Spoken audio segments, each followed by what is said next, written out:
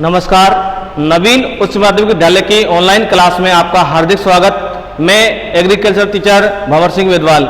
हम कक्षा 11 के एक विशेष टॉपिक बैंगन की खेती के बारे में अध्ययन कर रहे हैं। और जो सब्जियों की खेती है, बैंगन सब्जी के अंतर्गत आता है। सब्जियों की खेती ओलेरीकल्चर कहलाती है।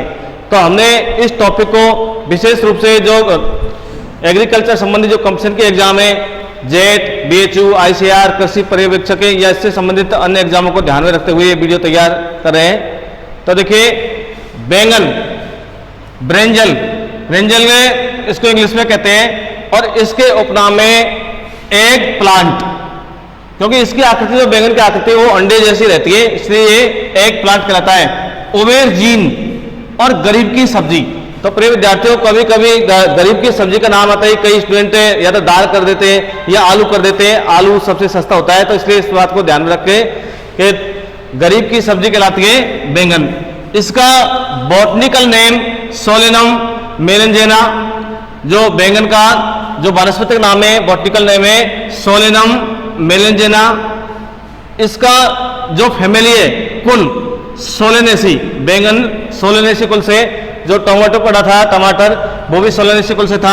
और इसका जो ओरिजिन है, उत्पत्ति स्थान, बैंगन का उत्पत्ति स्थान भारत को माना जाता है। इसके क्रोमोसोम नंबर, गुणसूत्र 2n बराबर 24। बैंगन के गुणसूत्र 2n बराबर 24। इसमें विटामिन A, B, C पाया जाता है। बैंगन के अंतर्गत विटामिन A और C पाया जाता है। इसके अलावा प्रोटीन, कार्बोहाइड्रेट और खनिज लवणों के अंतर्गत लौह तत्व की मात्रा अधिक पाई जाती है। इसके फल का प्रकार सरस होता है, वेरी। इसी प्रकार इसमें औषधीय गुण पाया जाता है। ये गर्म तासीर का फल है और जिसमें उत्तेजक, शुद्धवर्धक, रक्तवर्धक, पित्त में कफनाशक होता है। इसके अलावा जो मधुमेह के रोगी होते हैं, इनको बैंगन खाने की सलाह दी जाती है, यानी मधुमेह रोगियों के लिए उपयुक्त रहता है। और बैंगन में सल्फर और क्लोरीन की मात्रा अधिक पाई जाती है। अब इसमें एक विषैला रसायन पाया जाता है, एल्केलाइड सोलेनोसोडिन, एल्केलाइड सोलेनोसोडिन। इसमें बैंगन में जो कड़वाहट होती है, कड़वाहट ग्लाइकोलाइड के कारण होती है, ग्लाइकोलाइड। इसके जो पौधे होते हैं, इसकी जड़ की गहराई 70 से 100 सेमी होती है, 70 से 100 सेमी। और बैंगन के पुष्पों के अंतर्गत पर परागण होता है, पर परागण। इसमें जल की मांग 700 से 800 mm होती है। अब उत्पादन की दृष्टि से देखा जाए तो विश्व में सबसे अधिक जो बैंगन का उत्पादन होता है, यानी बैंगन उत्पादन की दृष्टि से विश्व में प्रथम स्थान चीन का है और भारत दूसरे नंबर पर आता है। उत्पादन की दृष्टि से विश्व में चीन का प्रथम स्थान है और भारत दूसरे स्थान पर आता है। भारत में सबसे अधिक जो बैंगन का उत्पादन होता है वो पश्चिम बंगाल में होता है। भारत में बैंगन का सबसे अधिकतम उत्पादन पश्चिम बंगाल में होता है। इसके अलावा देखें कि राजस्थान के अंतर्गत जयपुर, कोटा, श्रीगंगानगर, जोधपुर आदि क्षेत्रों में की जाती है। यानी भारत के जो समतल मैदानी क्षेत्र होते हैं, उन क्षेत्रों के अंतर्गत सभी जगह बैंगन की कृषि की जाती है। तो देखिए, बैंगन का जो ब्रिंजल का वानस्पतिक नाम था सोलेनम मेलेंजेना, इसका जो कुल है सोलेनेसी, ओरियंस इंडिया, क्रोमोसोम नंबर 2n बराबर 24 और विटामिन A और C पाया जाता है। इसके अलावा इसमें प्रोटीन, कार्बोहाइड्रेट व लौह तत्व पाया जाता है। फल सरस होता है और इसमें औषधीय गुण पाया जाता है। मधुमेह रोगियों के लिए विशेष रूप से उपयोग होता है। बैंगन के अंतर्गत एक विषैला रसायन पाया जाता है जिसे एल्केलाइड सोलेनोसोडिन कहते हैं।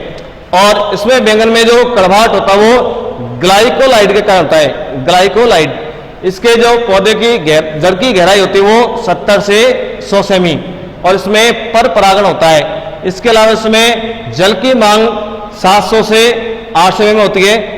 और जो बैंगन का बीज होता है वो द्विबीजपत्री होता है। इसके जो उत्पादन की दृष्टि से विश्व में प्रथम स्थान चीन का है और भारत दूसरे स्थान पर आता है। भारत में पश्चिम बंगाल के अंतर्गत बैंगन सबसे अधिक उत्पादन होता है, यानी पश्चिम बंगाल का प्रथम स्थान है। और राजस्थान में जयपुर, कोटा, श्रीगंगानगर, जोधपुर आदि क्षेत्रों में किया जाता है। अब इसके बुआई का समय देखिए, इसमें जो शरदकालीन फसल होती है, शरदकालीन फसलों की जो बुआई है वो जून जुलाई में की जाती है। शरदकालीन फसलों की बुआई जून जुलाई में की जाती है और इसमें जो पौधरोपण की जाती है इसकी जुलाई अगस्त में की जाती है।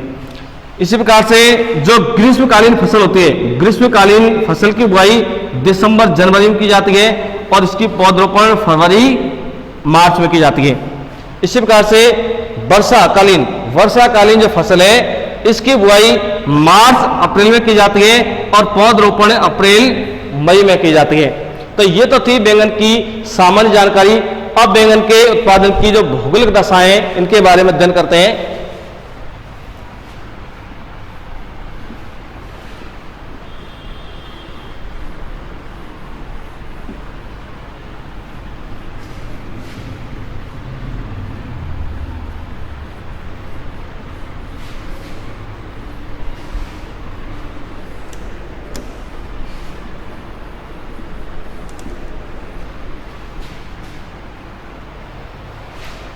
तो देखिए सबसे पहले जलवायु, क्लाइमेट।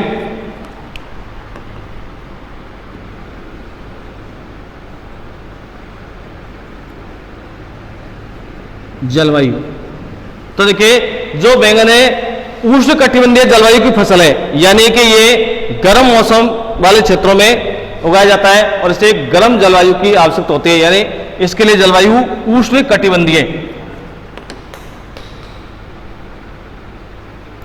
उष्णकटिबंधीय जलवायु की आवश्यकता होती है।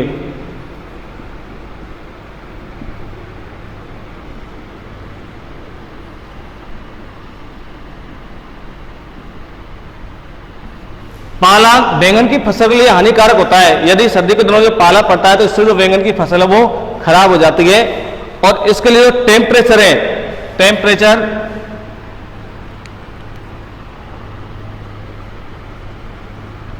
तो इसके लिए जो औसत टेम्परेचर है वो 13 डिग्री से 25 डिग्री 13 डिग्री से 25 डिग्री सेंटीग्रेड औसत टेम्परेचर की आवश्यकता होती है।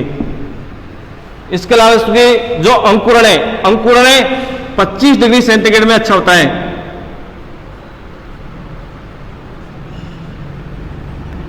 अंकुरण 25 डिग्री सेंटीग्रेड टेम्परेचर में अधिक होता है और बैंगन के जो पौधे की वृद्धि के लिए 21 से 24 डिग्री टेम्परेचर की आवश्यकता होती है। वृद्धि के लिए 21 से 24 डिग्री सेंटीग्रेड। तो ये इसके लिए क्लाइमेट और टेम्परेचर था। अब है मृदा, सॉइल।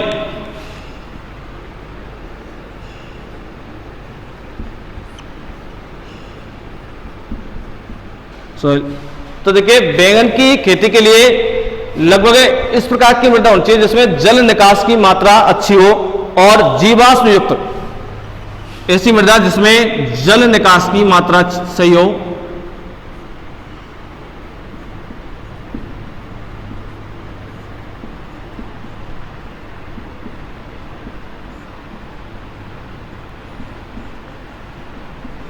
जल निकास की मात्रा सही हो और इसके अलावा जीवाश्म युक्त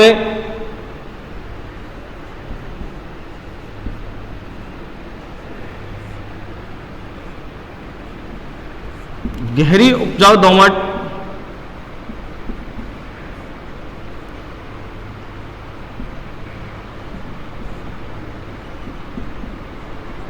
गहरी उपजाऊ दोमट और अगेती किस्म के लिए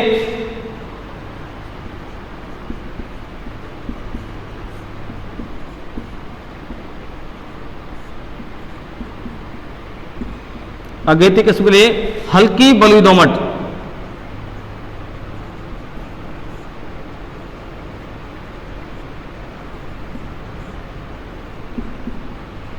हल्की बलुई दोमट मृदा की आवश्यकता होती है और इसका पीएच मान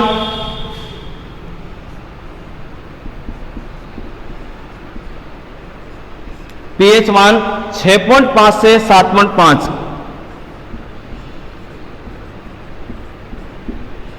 6.5 से 7.5 होना चाहिए। यानी कि बैंगन की खेती के लिए जो मृदा है उसका पीएच मान 6.5 से 7.5 होना चाहिए। अब है बीज दर, सीड रेट।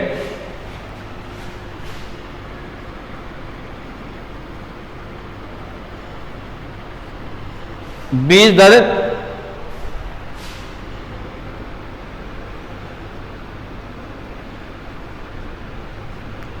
तो देखिए इसके बैंगन खेती के लिए औसतन बीज दर है 400 से 500 ग्राम।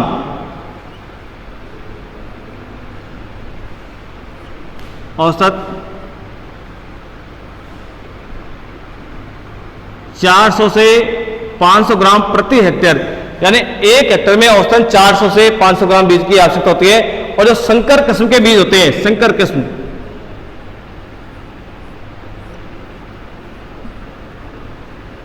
संकर किस्म के लिए 150 से 200 ग्राम प्रति हेक्टेयर,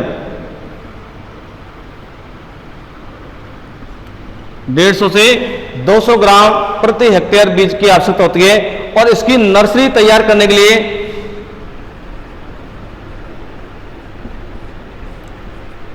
जो बैंगन की खेती है, इसकी नर्सरी के लिए 150 से 225 वर्ग मीटर प्रति हेक्टेयर,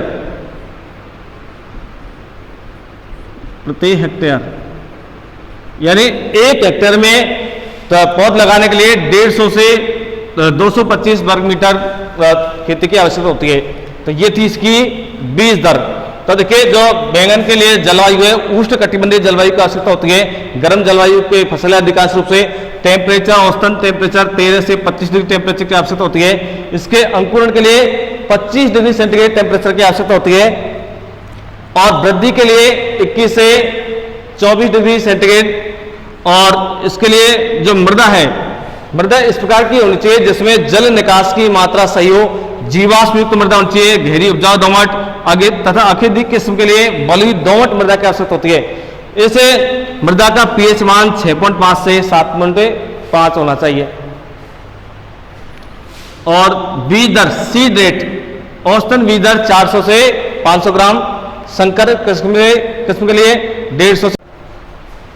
हाँ, तो बैंगन की खेती के लिए जो नर्सरी तैयार करते हैं उसके लिए 150 से 225 वर्ग मीटर प्रति हेक्टेयर क्षेत्र की आवश्यकता होती है। यानी जो बीज दर है, सीड रेट, औसतन बीज दर 400 से 500 ग्राम प्रति हेक्टेयर सामान्य किस्मों के लिए, और संकर किस्मों के लिए 150 से 200 ग्राम प्रति हेक्टेयर बीज की आवश्यकता होती है। अब खाद एवं उर्वरक यानी फर्टिलाइजर, खाद एवं उर्वरक,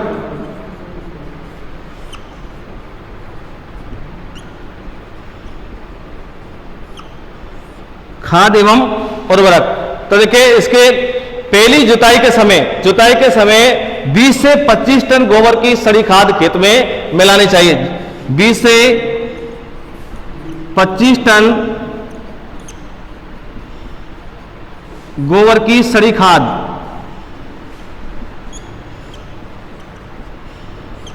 खेत में मिलाई जानी चाहिए जुताई के समय।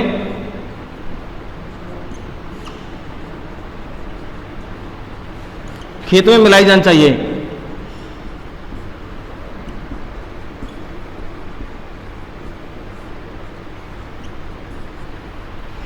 तो 20 से 25 टन गोबर की सड़ी खाद। तो इसके बाद में अंतिम जुताई के समय, जब जुताई करते हैं तो लास्ट अंतिम जुताई होती है,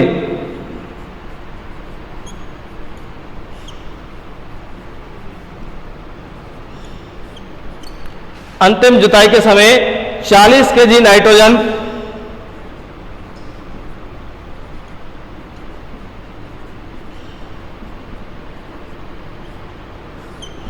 40 KG nitrogen, 80 KG phosphorus,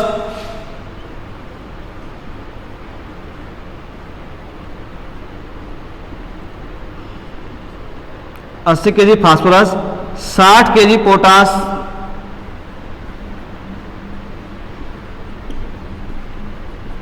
60 KG potash खेत में मिलाया जाना चाहिए।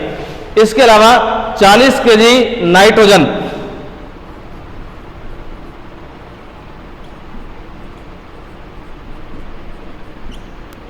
रोपाई के 45 दिन बाद,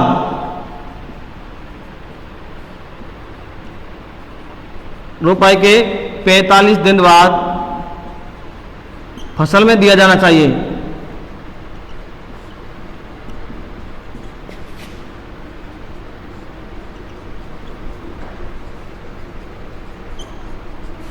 तो देखिए इसके लिए जो बैंगन की खेती के लिए फर्टिलाइजर 20 से 25 टन गोबर की सड़ी खाद पहली जुताई के समय खेत में मिलाई जानी चाहिए। और अंतिम जुताई के समय 40 केजी नाइट्रोजन, 80 केजी फास्फोरस और 60 केजी पोटास मिलाया जाना चाहिए। और जब फसल तैयार हो जाती है, लगभग 45 दिन की हो जाती है, तो 40 केजी नाइट्रोजन खड़ी फसल में दी जानी चाहिए। अब सिंचाई,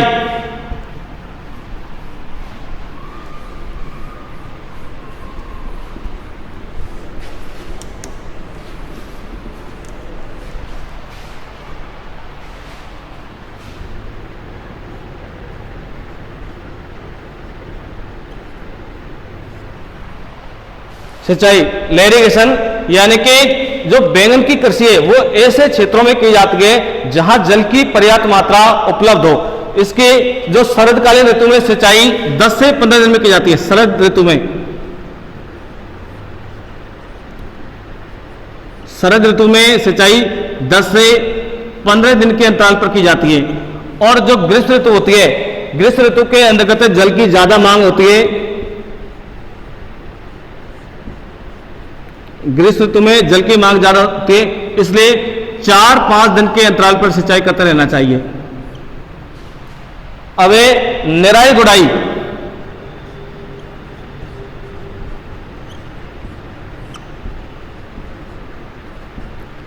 निराई गुड़ाई, इंटरकल्चर ऑपरेशन।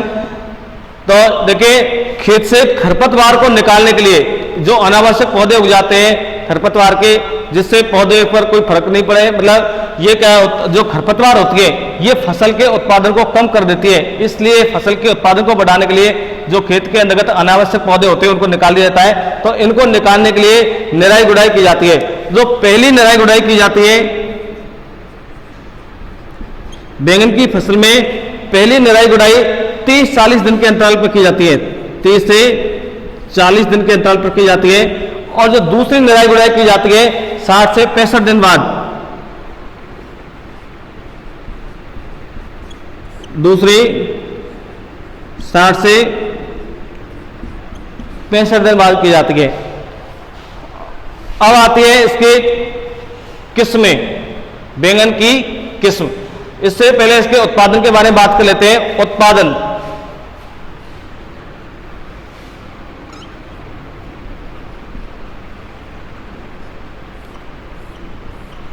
उत्पादन तो सामान्य किस्मों में, जो सामान्य किस्म होती है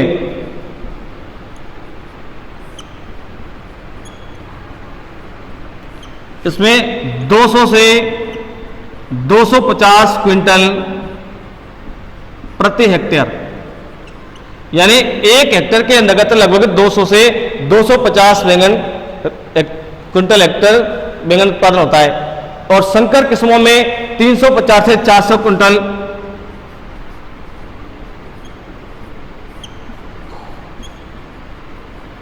संकर किस्मों में 350 से 400 क्विंटल प्रति हेक्टेयर की दर से उत्पादन होता है। तो देखिए, इसमें अभी हमने इसे पढ़ा था सिंचाई। तो जो बैंगन की खेती है वो ऐसे क्षेत्रों में की जाती है कि जब पर्याप्त मात्रा में जल उपलब्ध हो। तो शरद ऋतु में जो सिंचाई की जाती है 10 से 15 दिन के अंतराल पर की जाती है। ग्रीष्म ऋतु में 4-5 दिन के अंतराल पर की जाती है, क्योंकि ग्रीष्म ऋतु में जल की मांग अधिक होती है। इसकी जो निराई गुड़ाई है, खरपतवार को निकालने के लिए निराई गुड़ाई की जाती है।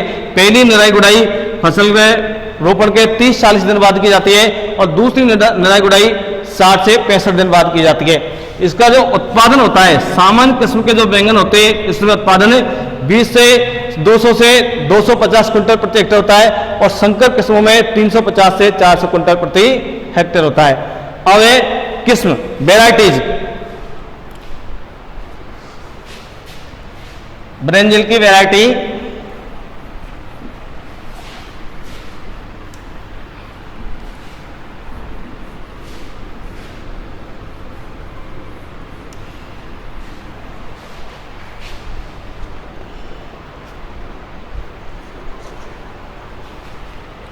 तो देखिए किस्में,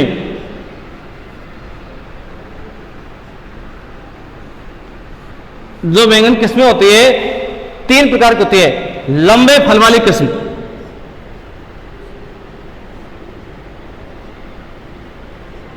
लंबे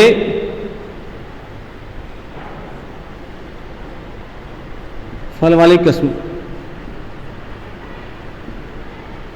तो देखिए बैंगन की दो तरह की वैरायटी होती है, एक तो लंबे वाली और एक गोल वाली। तो विद्यार्थी आप कमेंट करके बताओ किसको लंबी पसंद है, किसको गोल पसंद है। तो लंबी फल वाली किस्में, तो देखिए लंबी फल वाली किस्में कौन कौन सी है। पूसा पर्पल लौंग पहली है, पूसा पर्पल लौंग। देखिए नाम से पता चला लौंग शब्द आ रहा है, पूसा पर्पल लौंग, तो लौंग शब्द से पता चला है कि ये किस्म है जो पूसा पर्पल है, ये पूसा पर्पल लौंग है, ये लंबे किस्म के बैंगन की है और ये अगेती किस्म के लिए अच्छे थे, अगेती।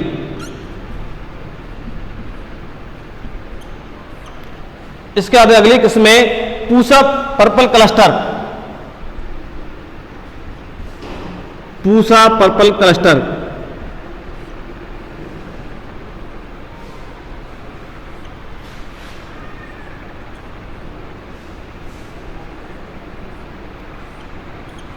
पूसा पर्पल क्लस्टर ये गमले या ग्रेवाटिका के लिए उपयुक्त होती है, गमले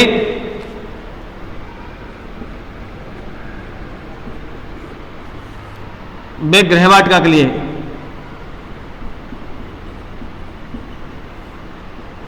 देखिए गृहवाटिका क्या होती है कि हमारे घरों के आसपास में जो खाली जगह रहती है, लॉन में जो खाली जगह होती है उसके अंतर्गत कुछ पौधे लगा दिए जाते हैं, उनमें फसल की जाती है।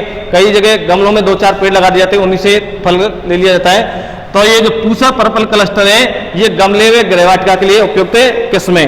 अगली है अर्कासील,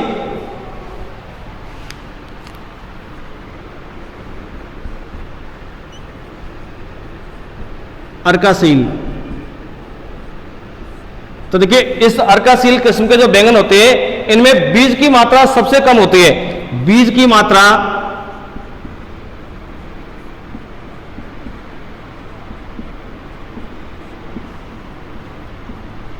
सबसे कम होती है और इनकी भंडारण क्षमता भी अधिक होती है, यानी इनको अधिक समय तक रखा जाता है, भंडारण क्षमता अधिक।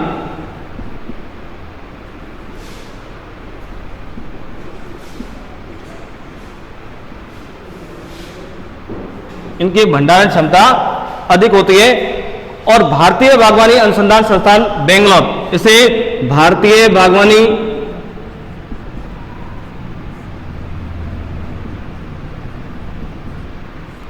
अनुसंधान संस्थान बेंगलोर द्वारा विकसित किया गया।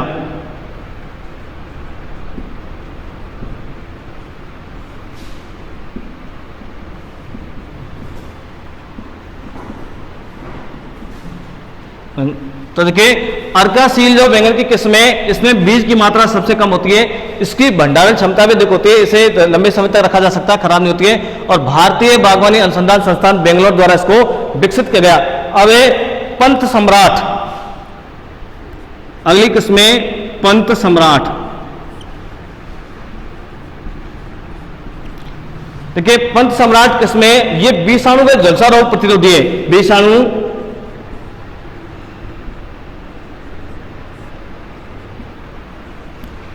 में झुलसा रोग प्रतिरोधी।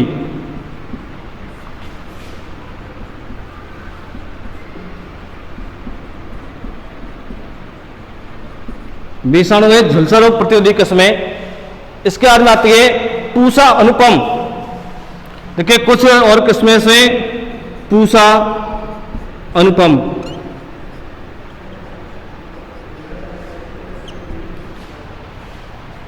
आजाद क्रांति,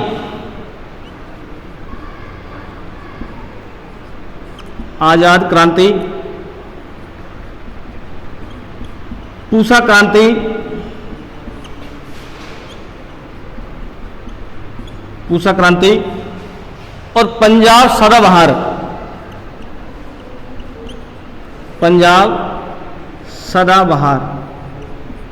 तो देखिए ये लंबे बैंगन की किस्में पूसा पर्पल लौंग, पूसा पर्पल क्लस्टर, अर्कासील, पंत सम्राट, पूसा अनुपम, आजाद क्रांति, पूसा क्रांति, पंजाब सदाबहार। इसके अलावा और भी किस्में, लेकिन ये जो इंपॉर्टेंट किस्में एग्जाम की दृष्टि से पूछी जाती है वो मैंने आपको बताई है।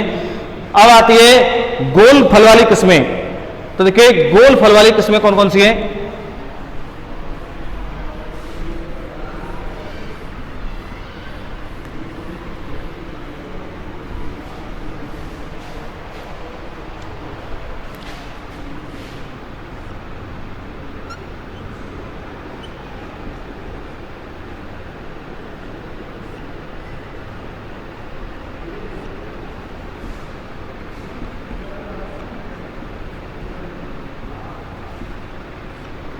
गोल फल वाली किस्में।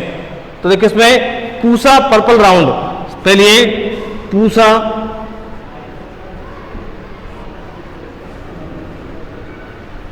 Purple round. अब देखिए इसमें नाम से पता चलता है राउंड यानी गोल। तो ये जो पूसा पर्पल राउंड है ये गोल प्रकार के जो फल है उनकी किस्में, और ये ग्रीष्म ऋतु के लिए उपयुक्त होती है। जो पूसा पर्पल राउंड है ये ग्रीष्म ऋतु के लिए उपयुक्त होती है।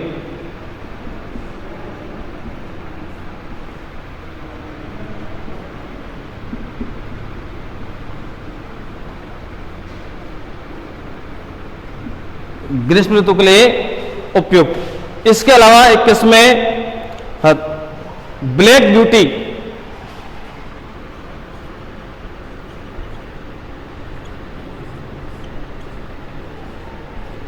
ब्लैक ब्यूटी और पंजाब बहार।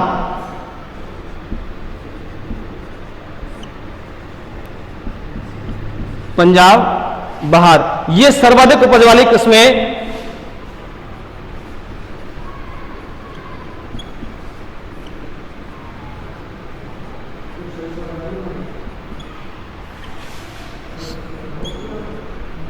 सर्वाधिक उपज वाली किस्में। इसके अलावा सूत्रकृमि प्रतिरोधी,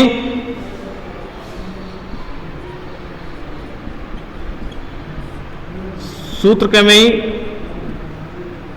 प्रतिरोधी और बसंत ऋतु में उगाई जाने वाली, बसंत ऋतु में उगाई जाने वाली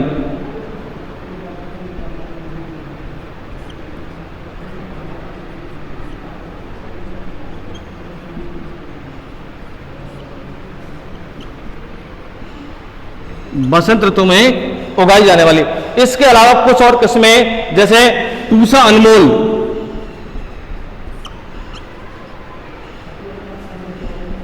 पूसा अनमोल, पंत ऋतुराज, पंत ऋतुराज, इसका हिसार जामनी,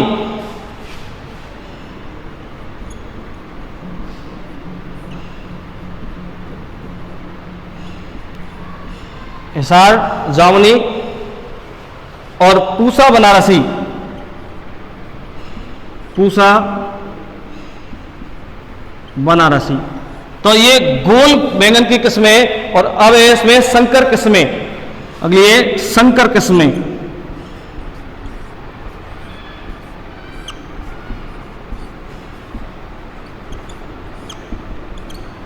संकर किस्में और इसमें पूसा हाइब्रिड,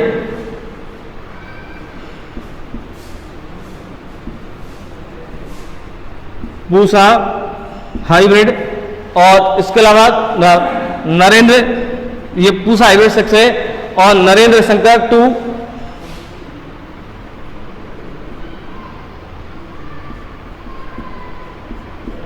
नरेंद्र शंकर 2 और पूसा हाइब्रिड 9।